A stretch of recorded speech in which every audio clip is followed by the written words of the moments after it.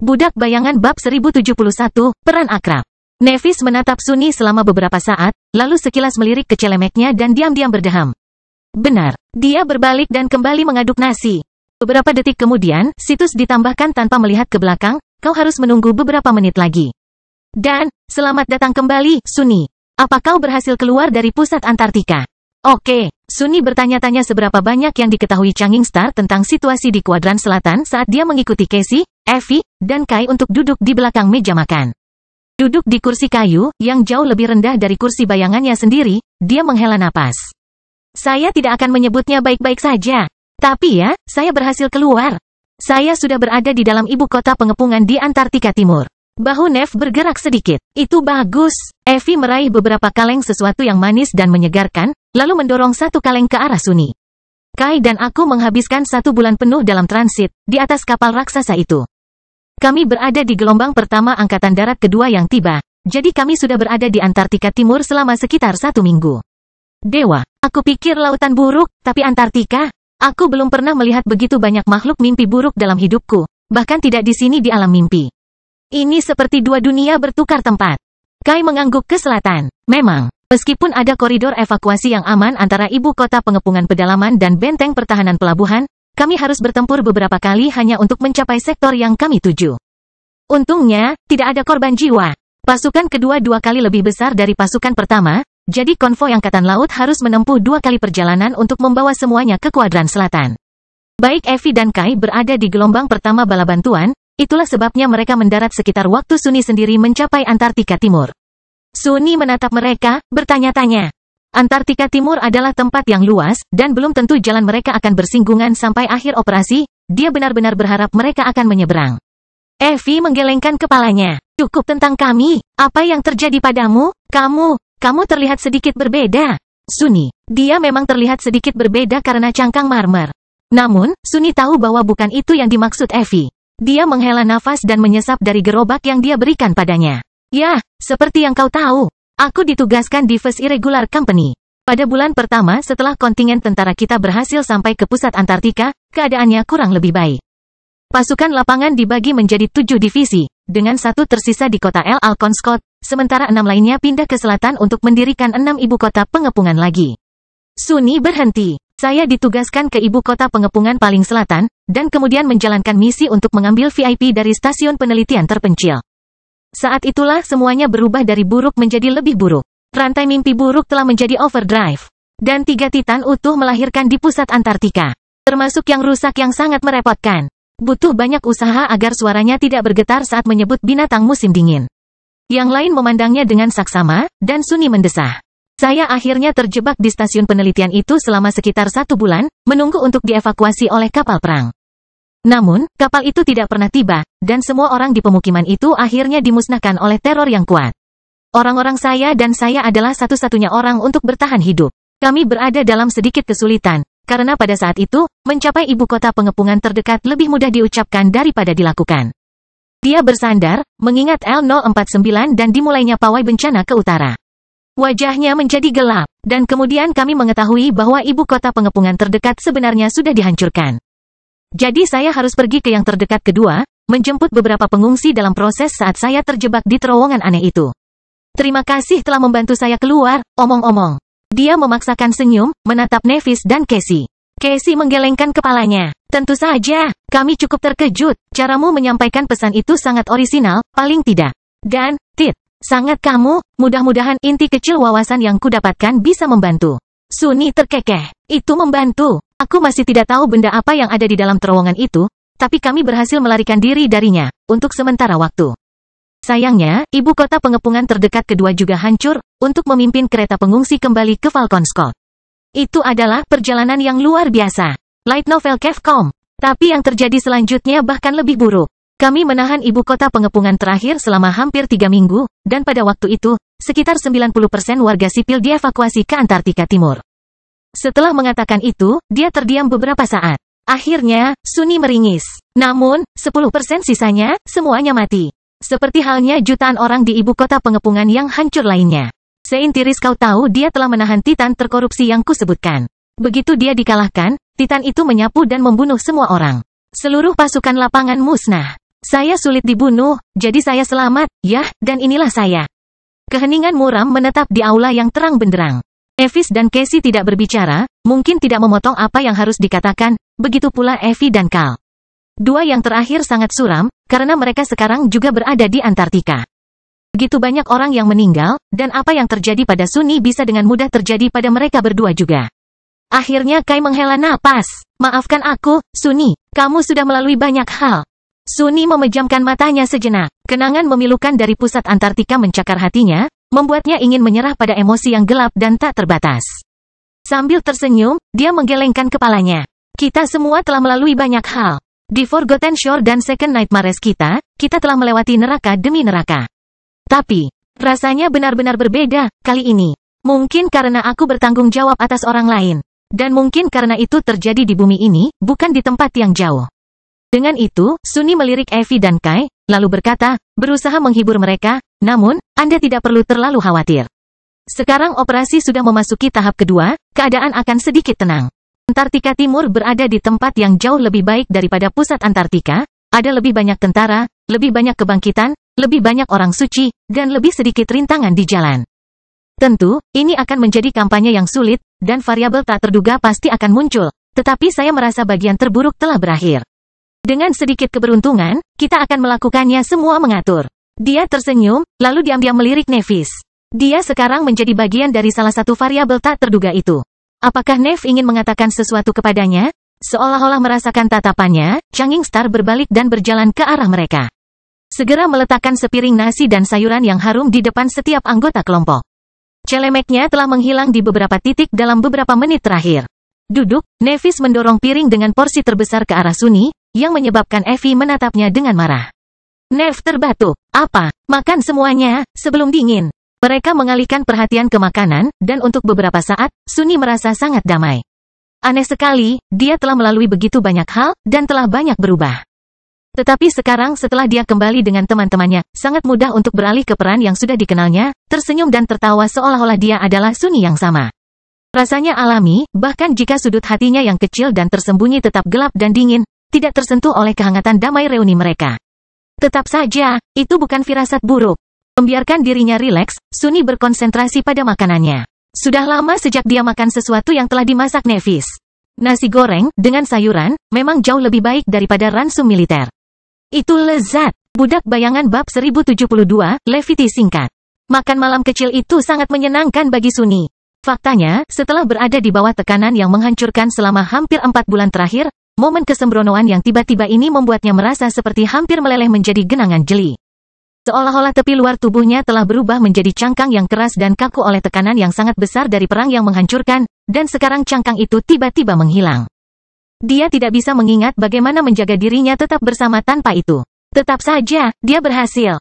Mereka berlima makan dan mengobrol dengan santai, berbagi detail kecil tentang kehidupan mereka dalam beberapa bulan terakhir. Sunny terutama punya banyak hal untuk dikatakan. Mereka semua adalah petarung berpengalaman, tapi sekarang dia memiliki pengetahuan berharga tentang seluk-beluk jenis perang yang akan segera dihadapi Evie dan Kai. Kampanye selatan berbeda dari kesengsaraan biasa yang dihadapi Awaken di alam mimpi. Medannya berbeda, iklimnya berbeda, bahkan siklus siang dan malam pun berbeda. Lebih penting lagi, kekuatan yang diatur untuk melawan mereka berbeda, begitu pula kekuatan di pihak mereka. Di Antartika, Ascended and Awaken mendapat dukungan dari tentara duniawi dan teknologi modern. Sunny telah mempelajari banyak sekali pelajaran tentang bagaimana menyatukan keduanya, tidak sedikit karena dia telah memimpin pasukan campuran dari yang terbangun dan duniawi dalam kondisi yang begitu putus asa sehingga apapun yang kurang dari kohesi sempurna akan berarti kematian. Tidak seperti dia, yang telah menjadi bagian dari unit kecil dan sangat elit, baik Kai maupun Evie ditempatkan sebagai komando detasemen besar yang terdiri dari prajurit berpangkat tinggi. Bagi mereka, pengetahuan praktis ini lebih berharga daripada emas. Hal-hal kecil seperti menggunakan pesona tahan api untuk meningkatkan fleksibilitas taktis penyembur api MWP. Secara efisien melakukan triase tentara duniawi yang telah terinfeksi mantra. Mengelola konsumsi amunisi menara kendaraan sehubungan dengan konsumsi esensi dari yang bangkit, dan ribuan lainnya hal seperti ini hanya bisa dipelajari melalui pengalaman. Atau diajarkan oleh seseorang dengan pengalaman seperti itu. Tentu saja, teman-temannya adalah orang-orang cerdas dan pejuang yang sangat berbakat.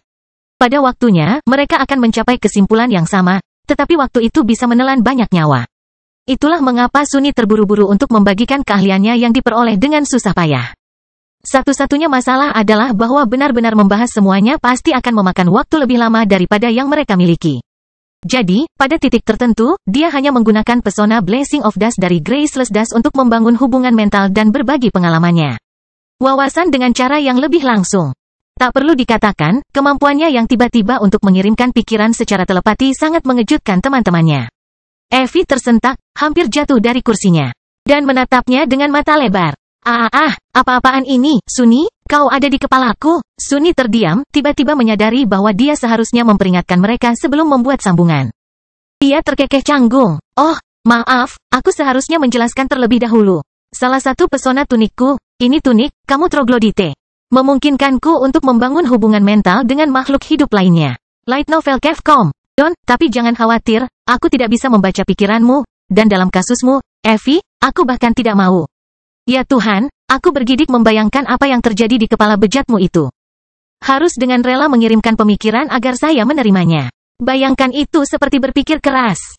Dia ragu-ragu selama beberapa saat, lalu langsung mengirimkan gambaran mental yang membuat Sunny memuntahkan minumannya dan memelototinya dengan tatapan membunuh di matanya.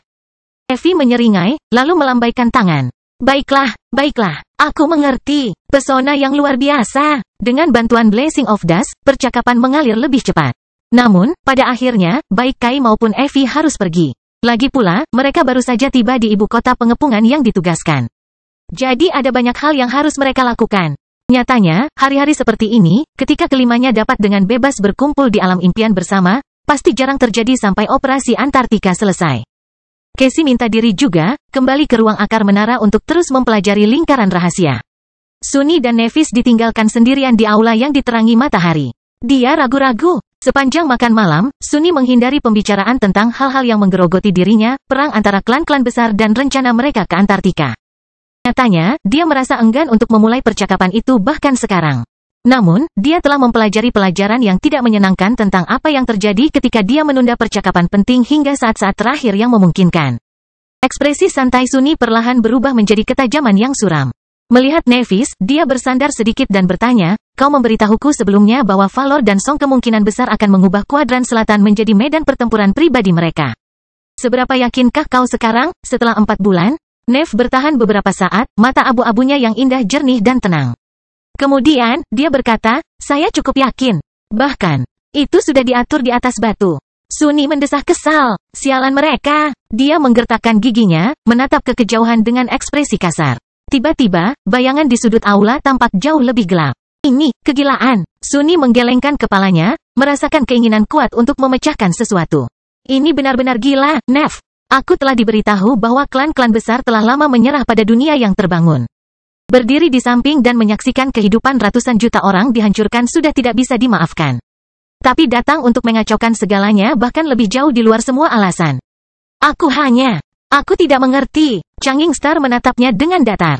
Kemudian, senyum aneh dan tanpa kegembiraan perlahan muncul di wajahnya. Aku bisa membantumu dengan itu. Sunny mengerutkan kening. Apa sebenarnya maksud Anda? Nevis menghela napas, lalu memalingkan muka. Kau telah melakukan banyak hal dalam 4 bulan terakhir, Sunny. Casey dan aku mungkin tidak mengalami sebanyak yang kau alami, tapi kami juga tidak menganggur. Kami berhasil menemukan beberapa hal, meskipun tidak sebanyak yang saya inginkan. Lagi pula, ini baru beberapa bulan. Mereka belum terlalu mempercayai saya. Dia berhenti sejenak. Perang antara Valor dan Song ini selalu tampak sedikit aneh. Dan sekarang, kurasa aku tahu kenapa. Banyak hal yang masih belum jelas, tapi kami berhasil memecahkan misteri yang paling penting. Changing Star menatapnya dan berkata, alasan sebenarnya mengapa klan besar berperang. Apakah kamu ingin aku memberitahumu? Itu pasti akan membantumu memahami. Budak Bayangan bab 1073, langkah keempat. Sunny terdiam beberapa saat, menatap Nevis dengan ekspresi muram. Akhirnya, senyum gelap muncul di wajahnya. Berdoalah. Nev menghela nafas, lalu berdiri dan mulai mengumpulkan piring-piring kotor. Gerakannya tenang dan tidak terburu-buru, seolah-olah mereka tidak sedang membicarakan hal-hal yang bisa menentukan nasib seluruh dunia. Bantu aku mencuci piring? Sunny mengerjapkan mata, terhibur dengan permintaannya yang biasa-biasa saja. Dia berlama-lama sebentar, lalu menggelengkan kepalanya dan pergi untuk membantu Changing Star. Saat mereka membersihkan piring-piring di air dingin yang dihasilkan oleh memori atau menara gading itu sendiri. Dia mulai berbicara, saya sudah lama mengetahui bahwa klan besar, terutama Song dan Valor, saling berlawanan, meskipun secara lahiriah bersatu. Gejala perang yang mendekat cukup jelas, jika orang tahu kemana mencarinya. Namun, alasan perseteruan ini selalu dihindari. Lagi pula Qi Song dan Anvil pernah menjadi rekan. Yah, kurasa itu tidak masalah, ayahku adalah rekan mereka juga. Sunni ragu-ragu sejenak, namun, apakah mereka benar-benar membutuhkan alasan? Kekuasaan sudah menjadi alasan yang cukup. Keduanya memiliki jumlah yang tak terbayangkan, tapi menurut pengalamanku, mereka yang memiliki kekuatan besar adalah orang yang paling rakus akan lebih. Nevis perlahan menggelengkan kepalanya. Mungkin, tapi mereka bukan orang bodoh. Perang mereka ini terlalu tidak tepat waktu, anti terlalu destruktif. Klan-klan besar akan kehilangan lebih banyak daripada yang akan mereka peroleh. Ada kekuatan lain yang perlu dipertimbangkan juga, DPR malam, misalnya. Bahkan pemerintah, atau Asterion, dimanapun dia berada. Jika Song dan Valor dilemahkan oleh penderitaan itu, ancaman yang lebih kecil mungkin akan masuk untuk menghabisi pemenang. Dia berhenti sebentar. Jadi, saya menduga pasti ada hal lain yang berperan. Dan ternyata, ada, meskipun saya baru mengetahuinya baru-baru ini. Saya masih tidak tahu mengapa perselisihan antara dua klan besar tiba-tiba meningkat begitu banyak. Sekarang, dari semua waktu yang bisa terjadi, sekarang sepertinya waktu yang mengerikan untuk pembunuhan, namun, kurasa aku tahu sumber sebenarnya dari konflik mereka. Sunni meliriknya, termakan oleh antisipasi yang tegang. Rasanya seolah-olah dia akan mempelajari rahasia besar, yang akhirnya akan membuatnya melihat gambaran lengkapnya dengan jelas, atau setidaknya menunjukkan padanya jalan menuju kebenaran. Sangat sedikit orang di dunia yang bisa mengungkap misteri ini. Tetapi Changing Star sendiri telah menyusup ke salah satu klan besar, sementara Casey membantunya. Lighten OVE Lecaf Ekom. Dan sekarang, dia akan mendapat manfaat dari usaha mereka. Sunni tetap diam, menunggu. Nevis dengan tenang menyeka piring terakhir, meletakkannya di rak pengering, dan menoleh padanya. Percikan putih menyala di matanya. Itu ada hubungannya dengan penguasa dan domain mereka. Dia mengangkat alis. Domain. Aku pernah mendengar beberapa orang menggunakan kata itu. Namun, aku masih tidak tahu artinya. Nevis mengangguk, lalu menuju tangga ke tingkat ke-6, menara tertinggi. Ayo, kalau kamu mau. Sunni memberinya tatapan gelap, kemudian diikuti. Saat mereka menaiki tangga, Nev berbicara, bagi orang-orang yang tahu tentang keberadaan penguasa, domain identik dengan aturan mereka.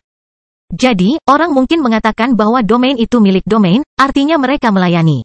Namun, ada rahasia yang lebih dalam di sini. Seperti yang saya ketahui, domain bukan hanya konsep abstrak. Nyatanya, mereka sangat nyata. Domain adalah perpanjangan dari aspek sovereign. Sunni menatapnya diam-diam. Dia sudah curiga, Gagang tidak pernah punya bukti. Lebih dari itu, dia tidak tahu apa yang sebenarnya tersirat dari pernyataan itu. Jadi itu adalah kemampuan, seperti kemampuan transformasi yang dimiliki para orang suci? Mungkin yang memengaruhi suatu area? Nep mengerutkan kening. Tidak, tepatnya. Setelah transenden menjadi yang tertinggi, mereka membuka kemampuan lain, yang sangat kuat, pada saat itu. Anda mungkin menyebutnya kemampuan tertinggi, pamungkas, atau puncak, saya kira. Tapi domain adalah sesuatu terpisah dari kemampuan tertinggi. Ini adalah fungsi bawaan lain dari aspek, sama seperti mengendalikan esensi jiwa atau mengakses laut jiwa adalah perkembangan alami dari kemampuan seseorang untuk mengekspresikan kekuatan mereka. Dia berlama-lama sejenak. Di dalam domain mereka, Sovereigns hampir tak terkalahkan. Ingat, aku belum tahu segalanya tentang itu dulu. Aku baru saja mengumpulkan sedikit demi sedikit informasi di mana aku bisa.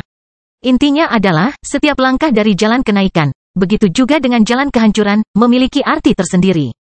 Jalan yang pertama adalah pendakian menuju ketuhanan, sedangkan yang kedua adalah jalan turun menuju kemaksiatan. Mereka mencapai tingkat ke-6, yang sama seperti tingkat pertama, hanya mencakup satu aula yang luas. Yang ini lebih kecil dari ruangan besar tempat harapan pernah dirantai, dan diliputi sinar matahari yang cerah. Itu kosong dan sederhana, dengan hanya beberapa perabot kayu dan tempat tidur menempati bagian kecil dari lantai batu yang luas, tirai putih dari kanopi tempat tidur berkibar tertiup angin. Rupanya, disinilah Nevis sendiri tinggal. Dia membawa Sunni ke salah satu dari 4 balkon besar dan berhenti di sana, memandangi pemandangan menakjubkan dari langit biru tanpa batas. Awan bergulung melewati pulau gading seperti laut yang berputar-putar dan bercahaya. Mereka yang tidak aktif dapat bangkit. Setelah itu, beberapa naik di atas yang duniawi dan mengambil langkah pertama menuju yang ilahi, menjadi naik. Yang lain turun ke jurang korupsi dan menjadi jatuh. Itulah arti dari langkah kedua, naik atau turun. Inti dari langkah ketiga adalah transformasi. Naik benar-benar melampaui asal duniawi mereka, menjadi transenden. Jatuh menjadi rusak oleh jurang yang gelap, dan dengan demikian disebut rusak.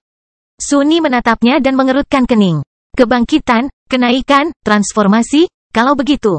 Bagaimana dengan langkah keempat? Bagaimana dengan yang agung dan tertinggi? Nevis membalas tatapannya, mata abu-abunya yang dingin bersinar dengan pantulan sinar matahari.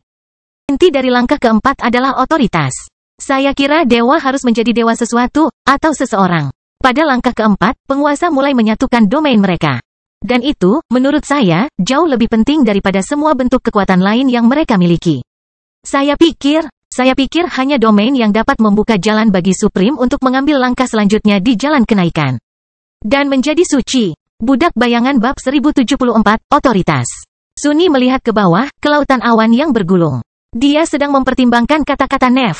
Beberapa dari apa yang dia katakan adalah pengetahuan umum. Orang-orang telah lama berteori bahwa ada makna yang mendalam pada cara mantra menamai peringkat yang berbeda. Ascended disebut Ascended karena mereka telah melampaui kodrat manusia mereka. Transcendent disebut Transcendent karena mereka telah melewatinya, dengan asumsi beberapa sifat ketuhanan. Maka, para Supremes mengambil langkah lain menuju ketuhanan, dan langkah itu tampaknya terkait dengan otoritas. Masuk akal, sungguh. Karena perkembangannya mirip dengan bagaimana makhluk mimpi buruk tumbuh di kelas, para tiran juga tentang aturan dan otoritas. Namun, ada sesuatu dalam apa yang dikatakan Nevis kepadanya yang menarik perhatian Sunni. Dia meliriknya dan bertanya, apakah kamu mengatakan mulai untuk mengidentifikasi domain mereka? Kata itu berarti lebih dari yang memikirkan orang. Jika ada awal, pasti juga ada akhir. Jauh lebih penting, itu membunuh bahwa domain bukanlah sesuatu yang diperoleh Supremes begitu saja. Ada proses untuk itu. Nev tersenyum. Memang, Anda menangkap inti dari masalah ini. Domain tidak diatur dalam batu, seperti semua bentuk kekuatan lainnya, mereka dapat diubah dan diubah. Sederhananya, sebuah domain dapat tumbuh. Pada kenyataannya, saya curiga bahwa itu harus tumbuh agar Supreme menyadari potensinya. Dan, oleh karena itu, domain juga dapat dikurangi. Mata Sunni berbinar. Dia mulai mengerti. Begitu. Saya mengerti sekarang, tentu saja. Itu sangat masuk akal. Dia dikenakan dengan saksama, bayang-bayang di sekelilingnya semakin gelap. Dan bagaimana tepatnya domain berkembang? Mengubah bintang berlama-lama sesaat, lalu berbalik untuk melihat ke langit. Yah, sulit untuk mengatakannya. Lagi pula, semua domain itu unik, sama seperti semua aspek itu unik. Namun, ada beberapa hal umum yang kemungkinan besar dimiliki oleh semua domain. Jadi, menurut saya ada dua, salah satunya adalah cara alami. Begitulah cara orang-orang kuno dari alam mimpi menyebarkan otoritas mereka dan membangun domain mereka. Sunni mengangguk pelan. Orang-orang seperti Noctis dan Auto of the Nine juga telah dibangkitkan. Namun, dia hanya tahu sedikit tentang bagaimana mereka mencapai peringkat kekuatan yang lebih tinggi. Tidak ada mimpi buruk di masa lalu, juga tidak ada mantra. Mantra. Nevis memperhatikan ekspresi kesadaran di wajahnya dan mengangguk. Ya, mantra menyediakan roda latihan untuk bangkit dari pangkat yang lebih rendah, menciptakan jalan yang mengerikan, tetapi cepat dan ramping bagi mereka untuk mencapai kekuatan yang lebih besar. Ada begitu banyak alat yang diberikannya kepada kita, yang kita terima begitu saja. Jadi mengapa bukankah itu juga akan memberikan bantuan kepada penguasa? Mantra telah menciptakan cara mudah bagi Supremes untuk memperluas domain mereka. Dia mundur selangkah dan meletakkan tangannya di dinding gading pagoda besar itu. Apakah kamu sudah mendapatkannya? Sunni menatap, diam. Beberapa saat kemudian, dia berkata dengan suara rendah, benteng. Nev tersenyum. Benar. Tidak peduli otoritas apa yang kamu miliki, itu hanya dapat menyebar melalui dua media, kurasa. Wilayah, atau orang. Benteng secara alami mencakup keduanya. Kami tahu selama ini bahwa mantra menciptakan gerbang, yang berfungsi sebagai jantung dan tujuan keberadaan benteng. Namun, ternyata, ada lebih dari itu. Lebih banyak. Dia berlama-lama selama beberapa saat, lalu mengerutkan kening. Aku tidak terlalu yakin tentang ruang lingkup sebenarnya dari fungsi apa yang disembunyikan benteng. Namun, yang aku tahu adalah bahwa orang suci sudah memiliki kemampuan untuk mengikat mereka. Lighten OVE Lecaf Ekom. Kami belum menemukan apa yang mengikat ini mensyaratkan, tepatnya. Tetapi saya pikir aman untuk mengatakan bahwa jika seorang suci melayani penguasa dan mengambil kendali benteng, wilayah penguasa akan meluas. Changing Star ragu-ragu. Tampaknya juga tidak semua benteng diciptakan sama. Ada beberapa yang sangat istimewa, dan jauh lebih diinginkan, seperti Bastion, atau Ravenheart. Atau pulau ini. Bukan suatu kebetulan bahwa masing-masing klan besar pernah bertarung untuk menaklukkan salah satu lokasi yang ditandai di peta yang kamu temukan di Menara Ebony. Sunni menatapnya tajam, mempertimbangkan implikasinya. Bastion, Ravenheart, Menara Gading, dari apa yang dia ketahui, masing-masing tempat ini berfungsi sebagai benteng salah satu Dasmon. House of Night memiliki yang keempat. Yang kelima terletak di pegunungan berongga yang benar-benar mematikan, yang klan Valor telah berusaha keras untuk mengeksplorasi, mengabaikan bahayanya. Dan yang keenam, yang terakhir, mengingat Waver tampaknya tidak memiliki benteng yang keenam. Apakah piramida hitam jauh dari pemeran? Piramida yang entah bagaimana terikat pada rantai mimpi buruk. Sunni menarik napas dalam-dalam. Jadi, apa sebenarnya yang ingin kamu katakan? Nevis menggelengkan kepalanya. Bukankah sudah jelas? Baik Anvil of Valor dan Kisong perlu memperluas lingkup pengaruh mereka untuk menyempurnakan domain mereka. Namun, hanya ada begitu banyak benteng manusia yang harus dilalui. Yang berarti bahwa dua domain, atau setidaknya dua domain ini, tidak dapat hidup berdampingan. Agar yang satu disempurnakan, ia harus menelan yang lain. Dia menjadi diam sejenak, dan kemudian berkata dengan muram, itu adalah alasan sebenarnya dari perang antara klan mereka. Sunni memalingkan muka, seringai jelek mengubah wajahnya. Perasaan gelap, amarah Vikot membara di dalam hatinya. Nep menghela napas. Antartika akan menjadi medan perang besar pertama dari perang ini, tetapi itu tidak akan menjadi yang terakhir. Sebagian besar akan menjebak di alam impian setelah kedua belah pihak melancarkan serangan mereka. Tapi babak pertama juga yang paling penting. Jika salah satu klan berhasil mendapatkan momentum di kuadran selatan, keunggulan mereka mungkin akan menjadi longsoran salju yang tak terbendung. Jadi, bentrokan mereka di Antartika akan sangat sengit dan berdarah. Sebenarnya, Anvil mengirim putrinya sendiri ke sana. Morgan akan memimpin pasukan Valor di kuadran selatan. Itu saja menunjukkan betapa serius niatnya. Changing Star mempelajari langit cerah, lalu menoleh ke arah Sunni dan berkata, suaranya datar, jadi, sekarang, apakah kamu mengerti? Budak bayangan bab 1075, mengenal musuh. Sunni terdiam beberapa saat, hanya menghadapi ketika tekanan dari cacat mulai berubah menjadi ketakutan nyeri. Ya, kurasa aku mengerti. Banyak hal menjadi lebih jelas sekarang. Akhirnya, dia tahu lebih banyak tentang penguasa, dan kekuatan yang mereka miliki. Bangkit, guru, dan orang suci, semuanya dianugerahi kekuatan besar, tetapi kekuatan itu bersifat pribadi. Supremus, tak diragukan lagi, adalah pejuang yang lebih menakutkan. Namun, keunggulan mereka sebenarnya terletak pada otoritas mereka. Dia tidak terlalu yakin tentang apa sebenarnya yang dilakukan domain. Bahkan Nevis pun tidak mengetahui detailnya, tetapi memahami konsepnya. Sebuah domain adalah manifestasi fisik dari aspek sovereign, sebuah wilayah di mana kekuatan tertinggi mereka. Dan manifestasinya, sekaligus mewakili kekuatan pribadi mereka, bergantung pada faktor eksternal untuk eksis dan berkembang. Otoritas, pengaruh, kekuatan. Kekuatan atas seseorang, dan bukan hanya diri Anda sendiri. Semua hal ini terjalin dengan nyaman dalam bentuk benteng yang dibuat mantra. Benteng. Sunni menunduk, seolah berusaha menembus menara gading dengan tatapannya. Lalu, dia menghela napas. Ternyata masih banyak pertanyaan yang belum terjawab. Di permukaan, niat penguasa tampak jelas. Yah, kecuali Asterion, yang paling misterius dari ketiganya. Mereka telah mendirikan domain mereka di benteng unik yang pernah menjadi milik Daemon, dan kemudian perlahan-lahan memperluas kekuasaan mereka, mengangkat yang setia naik ke kesucian. Dan melenyapkan transenden yang menolak untuk bersumpah setia kepada mereka, sehingga gagal menjadi bejana domain mereka. Hanya dua yang dicapai adalah House of Night dan, pada tingkat yang jauh lebih rendah, pemerintah. Nyaman untuk dimiliki dan memenuhi fungsi yang diperlukan. Kursi kekuatan malam klan besar, di atasnya, terletak di perairan mematikan Stormsea. Meluncurkan invasi ke wilayah mereka adalah tugas yang berat. Tapi bagaimana dengan teori Profesor Obel? Memang, ada sesuatu yang tidak beres. Jika Anvil of Valor dan Kisong begitu terobsesi untuk menyempurnakan domain mereka, lalu mengapa mereka menekan kemunculan orang suci? Lighten OVEL Cave gelombang SOM. Semakin banyak transenden, semakin banyak benteng manusia di alam mimpi, dan semakin banyak wilayah yang dapat mereka taklukkan. Kalau dipikir-pikir, jika mereka benar-benar tidak punya pilihan selain berperang satu sama lain, lalu mengapa mereka menunggu selama 2 dekade untuk memulainya? Mengapa mereka hanya mencoba penaklukan sekarang? Mengapa mereka menunggu rantai mimpi buruk turun ke kuadran selatan? Sunni mengerutkan kening, lalu melirik Nevis. Aku merasa kita masih kehilangan informasi penting. Kali ini terlalu aneh dan penuh kebencian. Tentu saja, ada kemungkinan bahwa semua itu hanya kebetulan. Mungkin Kisong hanya memutuskan untuk menggunakan ketidakseimbangan kekuatan yang diciptakan oleh kematian Saint Cormac dan Mordred's Ascension. Tapi Sunni merasa perang ini lebih dari yang mereka kira. Nev bersandar di tembok pembatas balkon yang diterangi matahari dan mendesah. Tentu saja, penguasa memiliki banyak rahasia, dan aku tidak akan mengklaim mengetahui semuanya. Tapi, apakah penting apa yang mereka sembunyikan? Kebenarannya tetap sama. Sunni mencibir. Dia benar. Nevis bertekad untuk menghancurkan penguasa, karena mereka menekan umat manusia dalam menaklukkan mantra, dan, yang lebih penting, menghalangi jalannya. Dia tidak peduli apa yang memotivasi para Supremes, begitu pula Sunny.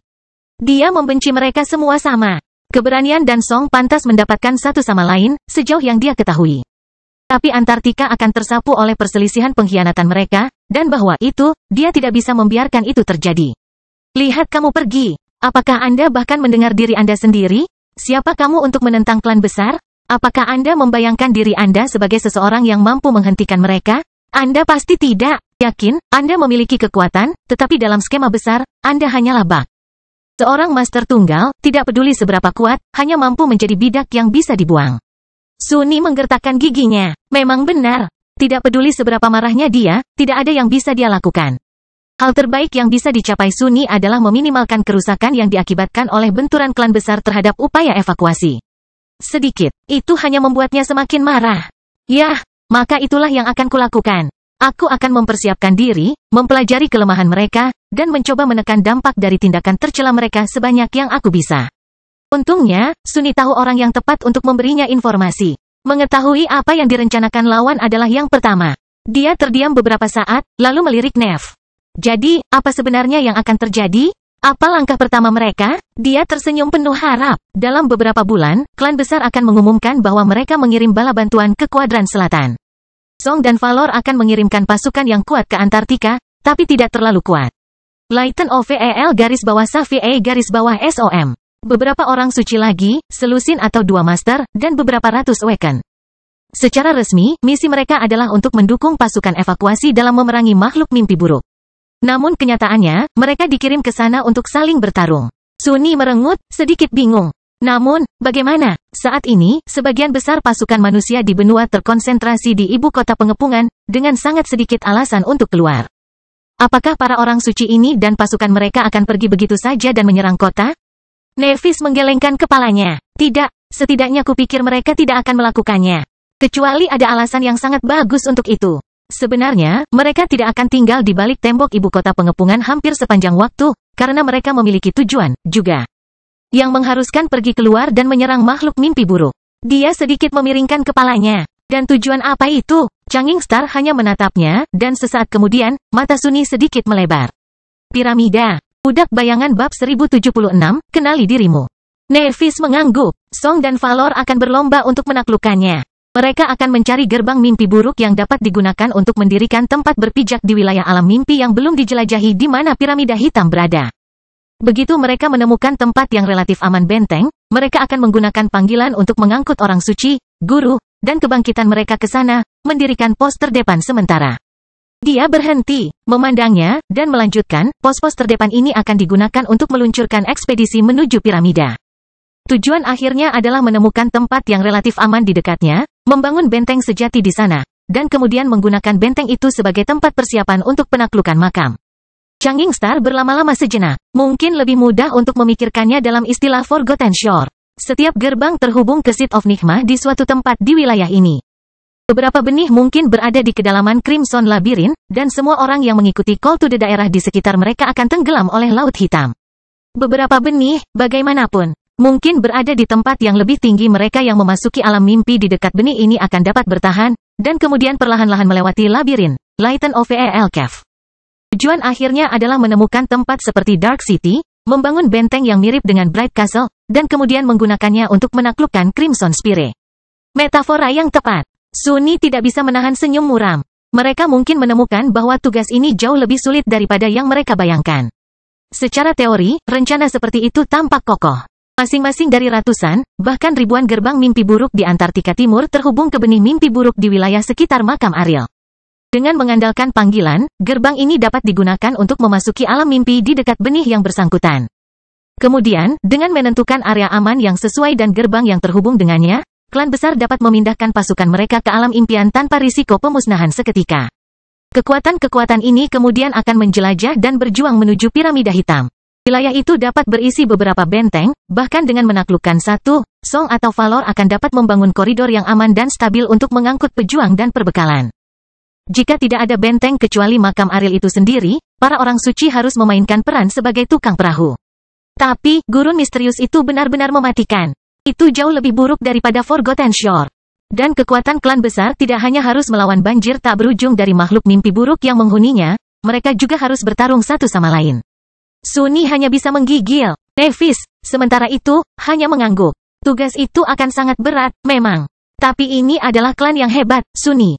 Tidak peduli bagaimana perasaanmu dan aku tentang mereka, reputasi mereka yang menakutkan tidak akan hilang. Baik keberanian maupun Song mewakili puncak mutlak manusia. Prestasi dalam peperangan. Jika mereka tidak bisa melakukannya, tidak ada yang bisa. Dia terdiam beberapa saat, berpikir. Tujuan sebenarnya dari klan besar adalah untuk membunuh satu sama lain, sedangkan tujuan kedua mereka adalah untuk menaklukkan makam Ariel. Yang satu secara alami mengarah ke yang lain. Dia sekarang tahu bahwa ibu kota pengepungan di Antartika sebagian besar tidak akan tersentuh oleh perang mereka, setidaknya, kecuali sesuatu yang tidak terduga terjadi. Namun, kedua klan akan dengan tergesa-gesa mencari gerbang yang cocok di Antartika Timur, tanpa diragukan lagi akan menyergap dan membantai satu sama lain dalam prosesnya. Patroli tentara dan infrastruktur koridor evakuasi bisa menjadi jaminan kerusakan dalam bentrokan mereka. Belum lagi bahwa mereka terikat untuk membuat makhluk mimpi buruk menjadi hiruk-pikuk. Dan bahkan mungkin membawa kekejian kembali ke kota. Akan ada beberapa kekerasan di dalam ibu kota pengepungan, juga, atau setidaknya, operasi klandestin berdarah. Ketiga orang suci yang saat ini hadir di Antartika Timur adalah milik faksi yang bertikai. Jika para pelayan Kisong memiliki kesempatan untuk berurusan dengan Saint Tiris di Falcon Scott, mereka akan mengambilnya, tanpa diragukan lagi konsekuensinya. Warga sipil berlindung di kota terkutuk. Bajingan. Bagaimanapun, Sunny punya gambaran tentang bagaimana perkembangannya dalam beberapa bulan mendatang sekarang. Ini sudah cukup baginya untuk mulai berpikir. Akhirnya, dia melirik Nevis dan ragu-ragu untuk beberapa saat. Ada satu pertanyaan yang masih menggerogoti dirinya. Sunny menghela napas. Dan di mana kamu akan berada sementara semua ini terjadi? Nevis memandangnya. Percikan putih menari-nari di matanya, dan kemudian, dia tiba-tiba tersenyum. Di mana menurutmu? Tentu saja, aku akan menemani Morgan, saudari tersayang, ke Antartika. Casey, penjaga api, dan aku, kita semua akan pergi ke sana bersamanya. Lighten Ovel Kev. Aku sudah memberitahumu bahwa Valor belum terlalu mempercayaiku. Cara apa yang lebih baik untuk mendapatkan kepercayaan dan jasa selain di medan perang? Dia menatapnya diam-diam untuk sementara waktu. Kurasa tidak ada. Jadi, kita akan bertemu di kuadran selatan? Changing Star mengangkat bahu. Jika kamu mau, atau, kamu bisa keluar dari kekacauan ini sepenuhnya. Kamu telah menjelaskan dengan sangat jelas bahwa kamu tidak ingin ada hubungannya dengan klan besar dan perang mereka, jadi, terserah Anda jika dan seberapa banyak Anda terlibat. Sunny tersenyum gelap. Terserah aku, ya? Ya, tidak, kapal itu sudah berlayar. Dia benar-benar bisa bersembunyi di ibu kota pengepungan yang terpencil. Menggunakan catatan layanannya dan statusnya yang tinggi untuk mendapatkan tugas yang nyaman, dan menghabiskan sisa kampanye dengan bersantai. Sebanyak yang bisa dilakukan siapapun untuk bersantai di Antartika. Namun, apakah dia mau? Apakah dia mau? Tidak terlalu. Jika saya tidak pergi ke neraka, siapa lagi yang akan pergi? Sunny pernah memberitahu Sin of Solace bahwa klan besar bebas bertindak tanpa hukuman karena tidak ada orang di sekitar yang meminta pertanggungjawaban mereka. Dia tidak ingin mengajari siapapun pelajaran tentang tanggung jawab. Tapi dia memang ingin memberi pelajaran pada bajingan itu tentang kerendahan hati. Semakin keras dan menyakitkan pelajarannya, semakin baik. Aku akan membuat mereka membayar. Jika aku pergi ke neraka, aku akan menyeret mereka bersamaku. Sunny memandangi langit biru tanpa batas, lalu menoleh ke Nevis dan tersenyum. Sampai jumpa di Antartika, kalau begitu. Budak bayangan bab 1077, Matahari Tengah Malam. Musim panas telah tiba di Antartika. Angin masih membawa hawa dingin yang menusuk, tapi cukup hangat untuk mencairkan salju di bawah sinar matahari langsung. Aliran air yang bergemuruh mengubah Antartika Timur menjadi tanah dengan sungai yang tak terhitung banyaknya dan banyak danau.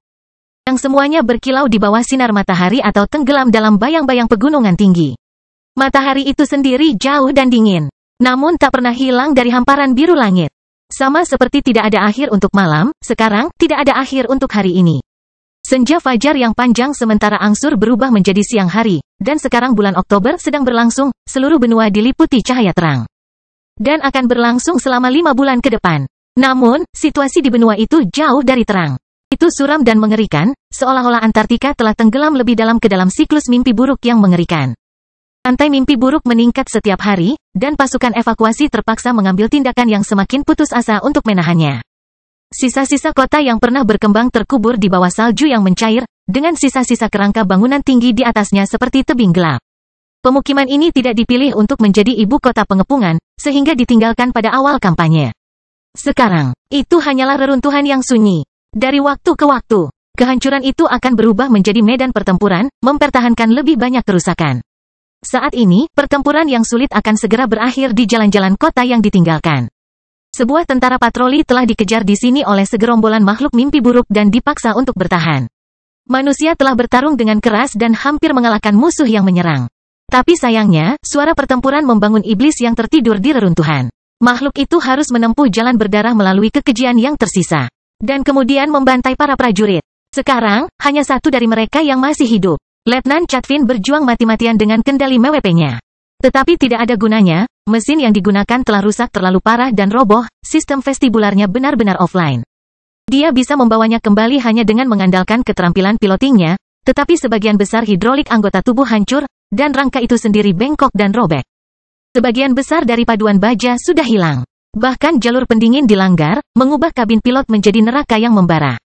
Cat yang dia gunakan untuk menghiasi dindingnya dengan gambar-gambarnya melepuh dan meleleh, Anti-Chatvin sendiri merasa seolah-olah dia akan meleleh juga. Tapi, tentu saja, dia tidak mau. Kekejian yang telah membantai pasukannya saat ini berada di atas MEWP, mencakar mesin perang dengan anggota tubuhnya yang kuat. Armor itu terbelah di depan cakar yang menakutkan seperti kertas. Setiap serangan mengirimkan gelombang kejut yang menggetarkan melalui bingkai, melemparkan Chatvin ke atas dan ke bawah dalam batas ketat tali pengamannya. Makhluk itu akan membunuhnya jauh sebelum panas sempat. Terkutuklah, tidak ada cara baginya untuk bertarung melawan iblis jatuh, dan kemungkinan besar itulah makhluk itu. Setidaknya pemimpin patroli yang bangkit telah menyebutnya begitu sebelum dibunuh oleh iblis. Tetapi bahkan mengetahui betapa putus asa situasinya, Chatvin dengan keras kepala mengendalikan satu-satunya lengan MEWP yang berfungsi. Menekuknya di siku untuk menekan 7 laras senapan mesin kinetik yang dipasang di lengan bawah platform perang ke sisi kekejian. Barel berputar, melepaskan banjir peluru tungsten yang berat ke dalam kulit iblis yang tidak bisa ditembus. Hanya dalam sedetik, senapan mesin meludahkan hampir 200 peluru yang menembus lapis baja. Namun, semuanya hanya memantul dari kulit makhluk mengerikan itu, bahkan tidak memar. Iblis itu didorong sedikit ke samping, lalu melirik senjata yang ditembakkan dengan matanya yang menyala-nyala. Pada saat berikutnya, cakar keji menyerang, merobek lengan MEWP dan memutuskannya seluruhnya. Pukulan berikutnya akhirnya menembus kokpit, menghancurkan layar dan membiarkan Chatvin melihat iblis itu dengan kedua matanya sendiri. Dia menggertakkan giginya. Setidaknya ada udara sejuk sekarang. Dia tahu bahwa dia akan mati. Tapi dia tidak melakukannya. Pertempuran itu telah menyebabkan kepulan asap tebal naik di atas reruntuhan, menutupi matahari dan menenggelamkan medan perang dalam kegelapan pekat. Pada saat itu, kegelapan tiba-tiba melonjak anti bergerak maju. Chatvin berkedip, mengira dia melihat sesuatu. 2 tangan raksasa tiba-tiba terangkat dari tanah, mencengkeram bahu iblis jatuh. Tangannya memiliki kulit matte, hitam pekat, pergelangan tangan ramping, dan jari-jari panjang cekatan yang diakhiri dengan cakar tajam. Cakar ini memotong kulit kekejian yang tidak bisa dihancurkan dengan mudah. Kemudian, tangan gelap itu menarik, dan mencabik-cabik iblis itu. Separuh dari tubuhnya yang mengerikan mendarat di sebelah kiri MEWP yang jatuh, separuh lainnya di sebelah kanan. Aliran darah dan jeroan terciprat, jatuh ke tanah yang terangkat. Begitu saja, makhluk mengerikan itu telah dibantai. Apa? Chatvin tiba-tiba merasa kedinginan. The Fallen Demon adalah monster yang mengerikan. Jadi kengerian dunia lain macam apa yang mampu membunuhnya dengan begitu mudah? Saat dia menatap, sesosok muncul dari kegelapan, mendarat dengan lembut di kerangka MEWP yang robek. Itu adalah seorang pria muda dengan kulit porselen dan rambut hitam, matanya berkilau seperti batu permata yang gelap. Meskipun udara dingin menggigit dan lingkungan yang mengerikan, dia tidak memiliki baju besi dan tidak menggunakan senjata. Tubuhnya yang ramping hanya ditutupi oleh tunik tipis dari sutra hitam. Ketika pemuda itu muncul, kegelapan yang menyelimuti kota yang hancur itu tiba-tiba tampak menjadi lebih dalam, lebih gelap dan lebih menakutkan. Pemandangannya sangat kontras dengan yang porak-poranda. Kehancuran akibat perang sehingga dia tampak lebih seperti penampakan daripada makhluk hidup. Chatvin menelan ludah. Pria muda itu berlama-lama sejenak, dan kemudian menatapnya dengan tenang. Apakah kamu baik-baik saja, prajurit? Ya Tuhan, dia berbicara. Butuh beberapa detik baginya untuk mencerna apa yang baru saja dikatakan orang asing yang menakutkan itu. Apa? Dia mencondongkan tubuh ke depan dan meraih tepi bergerigi dari celah di baju besi kokpit, dengan mudah menarik paduannya untuk melebarkan celah. Aku berkata, apakah kamu baik-baik saja? Chatvin berlama-lama sejenak. Iya, orang asing itu mengangguk. Bagus. Aku Ascended Sunless dari unit pengintaian khusus. Kamu bisa memanggilku Master Sunless atau Major Sunless. Ayo keluarkan kamu dari benda ini. Budak Bayangan bab 1078, Pramuka Tentara. Sunny membantu pilot keluar dari MWP yang porak-poranda, lalu melihat sekeliling dengan muram. Kehancuran kota tertutup oleh tanda-tanda pertempuran keras, sayangnya, dia terlambat datang. Sebagian besar tentara sudah mati. Brengsek, dia telah memperhatikan kehancuran secara kebetulan, saat melewati hutan belantara untuk menyelesaikan misi yang berbeda. Jika bukan karena kebiasaan mengirimkan bayangannya dalam lingkaran lebar di sekelilingnya, Sunny bahkan tidak akan pernah tahu bahwa pasukan tentara manusia telah terperangkap di sini. Dia menggunakan shadow step untuk tiba secepat mungkin, tapi akhirnya hanya menyelamatkan satu. Sambil mendesah, Sunny membantu wanita muda itu turun dari reruntuhan MWP, memanggil mata air tanpa akhir, dan menyerahkannya padanya. Ini, minumlah air. Pilot terus melihatnya dengan aneh, tapi dia sudah terbiasa dengan tatapan seperti itu. Dia memberi waktu, lalu mengambil kembali botol kaca itu dan bertanya, memastikan suaranya tetap netral, saya minta maaf tentang rekan-rekan Anda. Tetapi bagaimana kalian bisa berakhir di sektor ini? Apakah Anda tidak menerima pesan bahwa itu ditetapkan sebagai zona hitam oleh Komando Angkatan Darat? Wanita muda itu meringis. Kami melakukannya, Pak. Tapi saat itu, sudah terlambat. Kami sedang patroli rutin di sepanjang koridor evakuasi ke-17 ketika kami diserang oleh sekelompok makhluk mimpi buruk. Kami memukul mundur mereka dan mengejar. Sayangnya, beberapa menit kemudian, sebuah gerbang terbuka tepat di belakang kami. Kami dengan cepat dikepung, dan harus lari menyelamatkan diri. Kami berlari sampai ke kota ini, dan dia mendesah. Sunny dengan keraguan menyuntikkan bahu pilot. Begitu, aku tahu satu atau dua hal tentang kesialan, Letnan, itu bisa menimpa siapa saja. Kamu melakukan yang terbaik. Secara internal, dia menggelengkan kepalanya. Koridor 17. Tempat itu selalu mengundang masalah, bukan? Koridor 17 menghubungkan salah satu ibu kota pengepungan terbesar di wilayah itu ke benteng pantai. Mempertahankannya sangat penting untuk upaya penangkapan, tetapi akhir-akhir ini, semakin sulit untuk menjaga kebersihan area tersebut. Sunny sendiri sedang dalam misi untuk mengintai potensi ancaman ke koridor itu. Setelah mencapai Antartika Timur, dia pada dasarnya menerima kekuatan penuh untuk memilih tugas apapun yang dia inginkan dari yang cocok untuk Ascendet, tentu saja.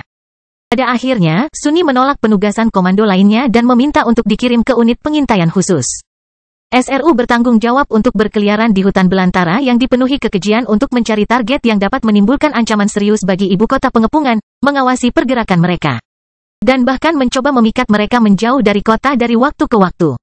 Tiran, teror, dan bahkan titan yang kuat. Mereka adalah makhluk yang diperintahkan oleh Komando Angkatan Darat untuk mereka amati dan lacak. Tak perlu dikatakan, tugas itu sangat berbahaya, dan seringkali mematikan. SRU secara eksklusif terdiri dari master yang kuat, dan masing-masing dari mereka memiliki aspek yang secara unik cocok untuk pekerjaan semacam itu atau merupakan elit absolut. Adapun Sunny, dia adalah keduanya. Penugasan itu cocok untuknya, meskipun bahayanya luar biasa. Sebagian karena itu memberinya banyak kebebasan dalam gerakan dan tindakannya, sebagian karena dia enggan ditugaskan kembali sebagai tentara. Menjadi seorang pemimpin tidak pernah menjadi sesuatu yang dinikmati Sunny. Waktu sebelumnya sudah cukup. Itu terlalu banyak, sungguh. Dia melirik pilot MWP dan menghela nafas. Tarik napasmu. Kita tidak bisa tinggal lama-lama, meskipun tempat ini tidak aman, dan aku sedang mengatur waktu.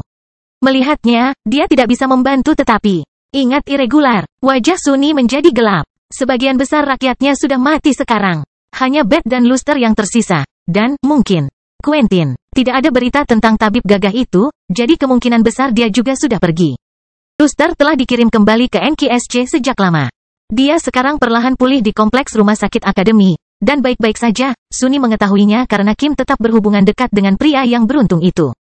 Bahkan, dia curiga ada sesuatu yang terjadi di antara mereka. Hubungan muda mereka, bagaimanapun, harus tetap menjadi hubungan jarak jauh untuk saat ini. Kim sendiri masih ada di sini di Antartika Timur, tetapi dijauhkan dari medan perang. Setelah kembali dari pusat Antartika, dia dipindahkan ke Departemen Intelijen Strategis Komando Angkatan Darat. Sekarang, aspeknya digunakan untuk menentukan kerentanan berbagai makhluk mimpi buruk dalam skala luas, dan menyebarkan pengetahuan itu kepada pasukan. Ada banyak spesialis seperti itu yang ditempatkan di markas tentara, tetapi Kim melakukannya dengan sangat baik untuk dirinya sendiri. Beth juga telah dievakuasi dan selamat beberapa waktu lalu. Sunny dan dia terus berhubungan, saling mengirim pesan sesekali. Namun, dia merasa bahwa wanita muda itu ingin melupakan apa yang terjadi di kuadran selatan, setidaknya untuk saat ini. Berbicara dengannya mungkin merupakan pengingat yang menyakitkan. Jadi, sebagian besar komunikasi Sunny adalah dengan Rain. Kakak perempuannya baik-baik saja dalam keamanan NKSC. Dia berlatih dengan rajin, dan tidak menunjukkan gejala terinfeksi mantra. Ular juga melindunginya. Setidaknya dalam hal itu, Sunny merasa agak yakin. Adapun dirinya sendiri, sejak mencapai Antartika Timur, Sunny hanya memiliki 3 tujuan. Ubah Ravenous Fiend menjadi Shadow, jadilah Tyrant, dan bersiaplah untuk kedatangan klan besar. Saya berbohong telah menghabiskan fragmen pada imp kecil terlebih dahulu, lalu memburu banyak kekejian dengan harapan membentuk inti bayangan kelima. Sekarang, dia tinggal beberapa hari lagi untuk mengejar Nef. Untuk gol ketiga, Sunny juga membuat kemajuan bagus di depan. Saat dia memikirkannya, perangkat komunikasinya tiba-tiba menjadi hidup, dan suara yang akrab bergema di ruang makannya. "Di mana kamu, Sunny?" Dia tersenyum sedikit. "Maaf, Jet, aku sedikit terlambat. Apakah kamu masih dalam perjalanan?" Suaranya datang melalui statis, terdengar sedikit terengah-engah. "Ya, dan aku memiliki segerombolan kekejian yang jahat di ekorku." Sunny mengangguk. "Aku akan mengirim mongrel ke arahmu. Pimpin mereka ke titik pertemuan, dan dia akan mengurus semuanya. Aku akan tiba dalam beberapa jam." Dengan itu, Sunny melirik pilot MVP dan menghela nafas. "Waktunya pergi, prajurit. Ucapkan selamat tinggal. Lalu, aku akan membawamu ke pos tentara terdekat." Dia berbalik, memberi wanita muda itu ruang, dan melihat ke atas, ke matahari dingin yang menggantung tinggi tanpa bergerak. Desahan panjang keluar dari bibir Sunny. "Seberapa cerah. Saya tidak pernah berpikir saya akan melewatkan malam kutub." Budak Bayangan bab 1079, Im. Pilot tidak menghabiskan waktu lama untuk merasa selamat tinggal kepada rekan-rekannya. Pada saat itu dalam kampanye, semua orang telah mengalami kekalahan dan kekalahan. Para prajurit tidak mati rasa menyaksikan orang mati, tetapi mereka menjadi terbiasa. Kematian selalu mengepung mereka yang bertarung melawan mantra mimpi buruk, dan di sini di Antartika, kematian bahkan lebih tak terhindarkan, baik untuk yang bangkit maupun untuk orang biasa. Namun, ketika wanita muda itu kembali, ekspresi bingung muncul di wajahnya. Sunny mengangkat alis. "Apa?" Pilot menunjuk. Kemana perginya MVP saya?" Dia melihat ke belakang. Platform perang yang rusak memang telah hilang. Sebagai gantinya, tersembunyi di balik tumpukan tanah, duduklah makhluk kecil yang jelek. Dia buru-buru mendorong sepotong paduan bengkok ke mulut yang lebar dan bergigi dengan kedua tangan. Menyadari bahwa seseorang sedang melihat, makhluk itu membeku sewaktu-waktu dan dengan tergesa-gesa terus mengikis paduan lapis baja itu, seolah takut itu akan diambil. Sunny memutar matanya. Bajingan kecil di sana memakannya. Jangan pedulikan dia. Sulit membayangkan bahwa imp kurus telah melahap mesin besar itu, mengingat mesin itu puluhan kali lebih besar darinya. Tapi itulah yang sebenarnya terjadi. Sunny tidak tahu mesin neraka macam apa yang tersembunyi di dalam perut imp, tapi nafsu makan si kecil tidak pernah habis. Apapun yang masuk ke mulut menghilang tanpa bekas, dan hanya ada sedikit hal yang tidak bisa dirobek oleh giginya yang tajam. Sunny bergidik, mengingat bagaimana dia mengubah si kecil malang itu menjadi bayangan. Dia melakukannya tidak lama setelah tiba di Antartika Timur. Sebelumnya, Sunny berencana untuk menjadi Tyrant terlebih dahulu, tetapi itu karena dia membutuhkan lebih banyak kekuatan, cepat, selama pengepungan Falcon Scott. Sekarang keadaan sudah tenang, keadaannya tidak begitu mendesak. Dia bisa membiarkan dirinya menunda sedikit, dan mengubah Echo of the Ravenous Fiend sebagai prioritas. Sunny pernah memiliki 3 bayangan sebelumnya, tapi lucunya, hanya satu dari mereka, Sein, berasal dari Echo. Proses konversi itu sendiri terlihat hampir sama dengan yang pertama kali. Dalam keheningan Solsinya yang tenang, 2 berkas cahaya gelap turun dari salah satu shadow cores.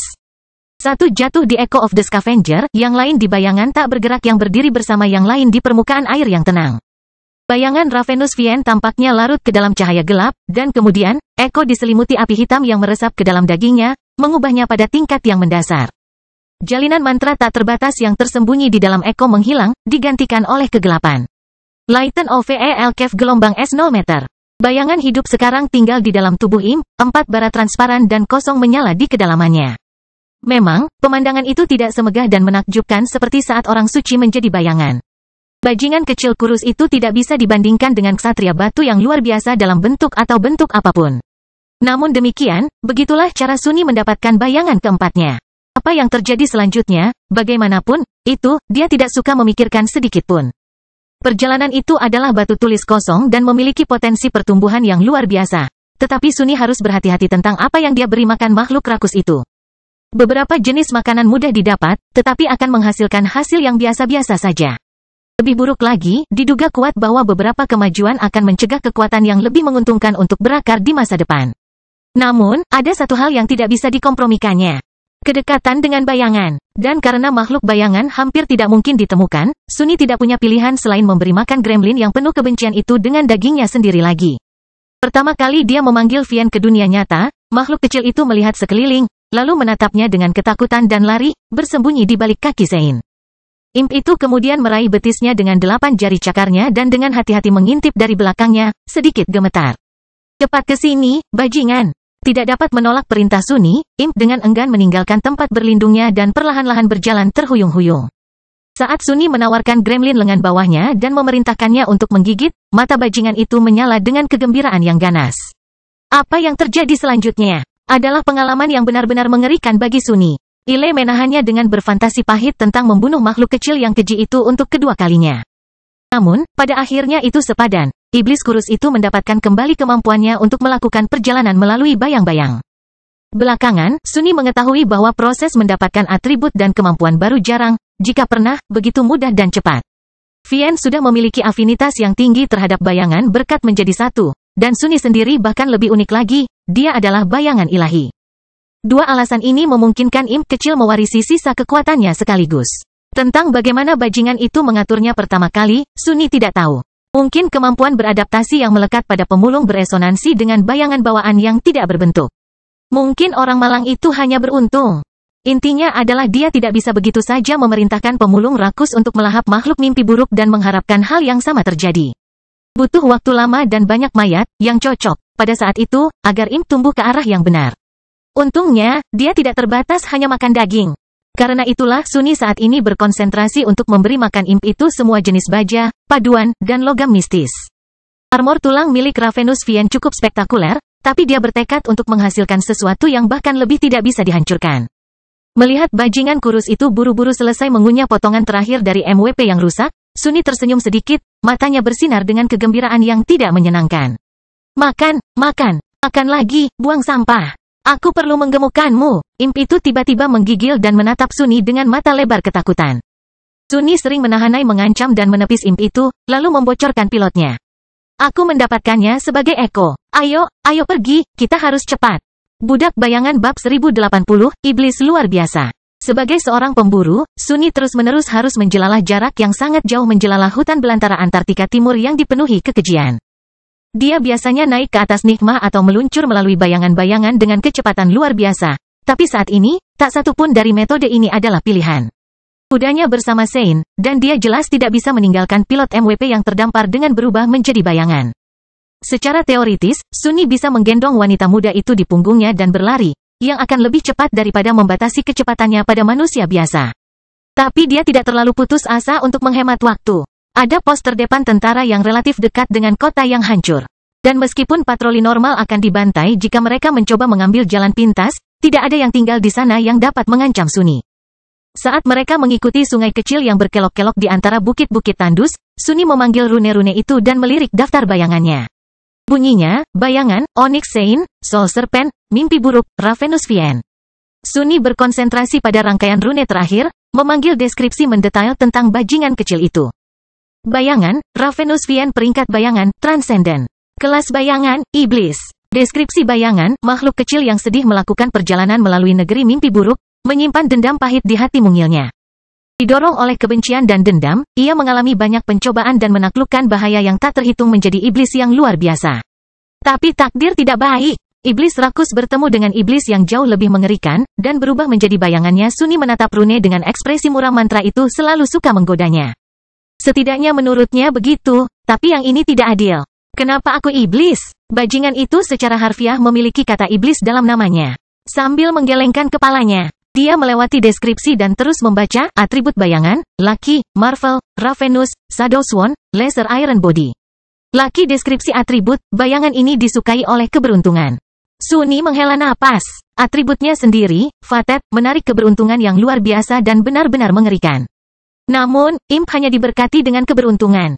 Kemungkinan besar itu adalah atribut bawaan pertama pemulung kecil. Tidak heran bajingan itu selamat bertemu dengannya 2 kali. Kutukan. Kesal dengan ketidakadilan yang mencolok, Sunny terus membaca deskripsi atribut Marvel. Bayangan ini adalah pembelajar yang luar biasa. Sangat tajam dan sangat mudah beradaptasi, menyerap pengetahuan baru dengan kecepatan yang mencengangkan. Beruntung dan pintar. Yah, siapa yang peduli? Pada akhirnya, itu tetap tidak membantunya bertahan saat bertemu denganku untuk ketiga kalinya. Jika orang malang itu sangat pintar, dia seharusnya menghindariku seperti wabah. Suni sudah pernah melihat deskripsi-deskripsi ini sebelumnya, tentu saja, tapi dia masih tidak bisa menahan diri untuk tidak memikirkannya. Deskripsi atribut Ravenous, bayangan ini memiliki rasa lapar yang tak terpuaskan, dan potensi pertumbuhan yang menakutkan. Semakin banyak ia makan, semakin banyak ia akan tumbuh. Atribut ini sudah tampak cukup bagus, terlepas dari kenyataan bahwa imp itu tidak tumbuh 1 cm pun dalam 2 bulan terakhir. Suni benar-benar memberinya bertenton paduan lapis baja, serta mayat banyak makhluk mimpi buruk dengan karapas seperti baja. Dia tidak tahu berapa banyak yang harus ditelan oleh iblis kecil itu untuk menjadi lebih besar, tetapi dia tahu bahwa hasilnya akan setimpal. Namun, manfaat sebenarnya dari atribut Ravenous jauh lebih halus dan sangat berharga. Itu adalah fakta bahwa, tidak seperti Nikmah dan Sein, imp tidak perlu mengkonsumsi kenangan untuk naik ke peringkat yang lebih tinggi. Lighten OVEL Kev, C gelombang OM. Tidak ada penghitung fragmen bayangan. Sebaliknya, shadow jahat hanya harus melahap. Itu bisa menjadi iblis tertinggi hanya dengan melahap makhluk mimpi buruk, atau makhluk apapun, sungguh, dalam jumlah besar. Semakin kuat, semakin baik. Itu membuat Suni, yang sudah sangat menderita karena kebutuhan untuk mendapatkan kenangan yang tak terhitung jumlahnya, di kemudahan. Ini memang beruntung. Jika aku harus memilih antara memberi makan kenangan kepada Sein dan Nikmah atau dia, ya. Bajingan malang itu pasti akan kelaparan. Suni sedikit tersenyum dan mengalihkan perhatiannya ke dua atribut terakhir, bayangan tersumpah deskripsi atribut, iblis ini dikenal oleh bayangan. Yang itu tanpa kejutan, dan muncul setelah Suni memberi makan imp dengan dagingnya. Itu sama dengan apa yang dimiliki Shadow Blade Court, dan menunjukkan afinitas yang tinggi terhadap bayangan. Tubuh besi yang lebih rendah deskripsi atribut, daging bayangan ini memiliki kualitas logam. Dia menyeringai puas. Akhirnya, kemajuan, badan besi kecil sebelumnya adalah badan besi baru lahir. Tampaknya mengunyah MVP itu akhirnya mendorong imp melewati ambang batas. Dia akan jauh lebih kuat sekarang. Dan di masa depan, bahkan akan memiliki kesempatan untuk menjadi benar-benar tidak bisa dihancurkan. Lagi pula, pasti ada tubuh besi yang lebih besar. Senang melihat penggigit pergelangan kaki mencapai sesuatu, Suni akhirnya melirik kemampuan imp. Rune itu berbunyi, kemampuan bayangan, pemulung, Deferer, langkah bayangan. Deskripsi kemampuan pemulung, bayangan ini dapat memperoleh sifat, atribut, dan kemampuan dari makhluk yang dikonsumsinya.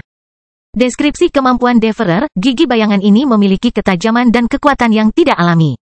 Ia dapat mengoyak dan menganiaya bahkan benda yang paling tangguh sekalipun. Langkah bayangan deskripsi kemampuan, iblis ini dapat bergerak bebas di antara bayangan, bergerak maju satu sama lain dalam sekejap atau menyelam ke dalamnya untuk bergerak dengan kecepatan tinggi. Dan itu saja, bayangan keempat Suni. Makhluk itu adalah alasan maaf dari iblis transenden, untuk saat ini, tapi suatu hari nanti akan tumbuh menjadi ancaman nyata.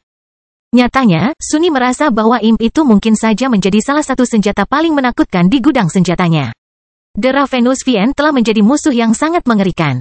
Tetapi sekarang dia melayani Suni, dan dengan demikian menikmati dukungan dari Tuan yang baik hati, tidak mementingkan diri sendiri, dan sangat dermawan.